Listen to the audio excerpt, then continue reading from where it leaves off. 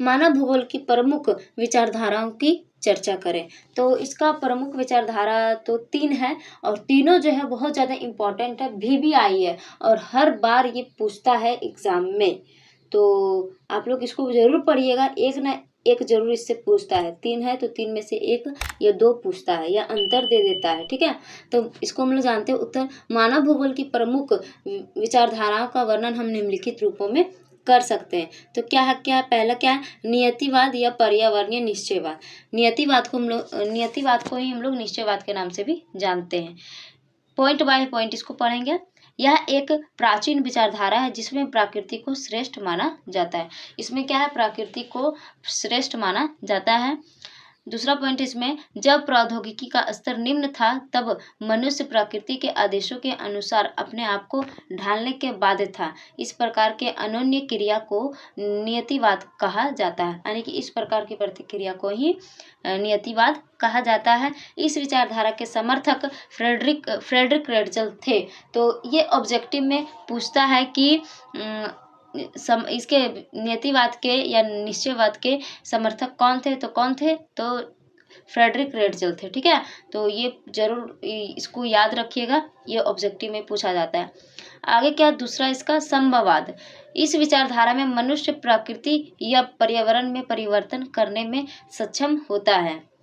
तो क्या है, इस विचारधारा में मनुष्य प्रकृति या पर्यावरण में परिवर्तन करने में सक्षम होता है। मीन्स पर्यावरण में परिवर्तन करने में मनुष्य क्या होता है, इसमें सक्षम होते हैं।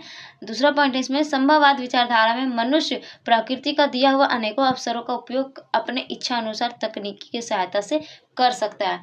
प्राकृतिक में पर्यावरण में बहुत सारी वस्तुएं हैं, तो उसका जो है मानव अपने इच्छा अनुसार उसका प्रयोग कर सकता है। तो किसकी सहायता से, तो तकनीकों की सहायता से अपने इच्छा अनुसार उसको प्रयोग में ला सकता है। जैसे अगर पेड़ पौधे हैं तो ये प्राकृतिक का देन है। तो अगर पेड़ पौधे से हम लोगों को घर बनाना है तो घर बनाने के लिए तकनीक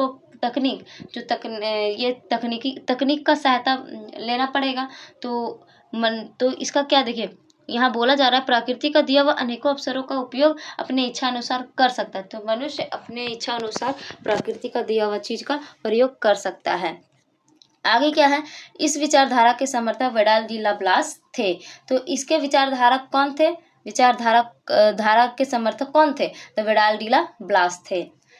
आगे क्या है, तीसरा नव निश्चयवाद। इस विचारधारा को रुको और जाओ निश्चयवाद के नाम से भी जाना जाता है। तो इसको किस नाम से भी जाना जाता है, तो रुको या जाओ निश्चयवाद के नाम से जाना जाता है। इसमें यह भी बहुत ज़्यादा इंपॉर्टेंट है, VBI है, पूछा जाता है कि निश्चयवाद को एक और किस नाम से जाना जाता है, तो रुको या जाओ निश्चयवाद के नाम से जाना जाता है। यह विचारधारा नियतिवाद तथा संभववाद विचारधाराओं के बीच का मार्ग प्रस्तुत करता है। तो दोनों के बीच का मार्ग को प्रस्तुत करता है। इसमें क्या, तीसरा, इस विचारधारा के समर्थक ग्रिफ्थ टेलर थे। तो इसके समर्थक कौन थे, तो ग्रिफ्थ टेलर थे। हम लोग इसमें बोल सकते हैं कि जैसे ट्रैफिक होता है, ट्रैफिक सिग्नल, तो उसमें क्या होता है, जब रेड जल जाता है तो क्या होता है, रुको, और जब ग्रीन जल जाता है तो जाओ। तो इसमें हम लोग इसमें क्या ले सकते हैं, रुको या तो जाओ, रुको और जाओ। तो इसका उदाहरण इसमें हम लोग ले सकते हैं, जैसे ट्रैफिक सिग्नल, तो इसका उदाहरण हम लोग ले सकते हैं। तो आई होप आप सभी को वीडियो पसंद आया हो।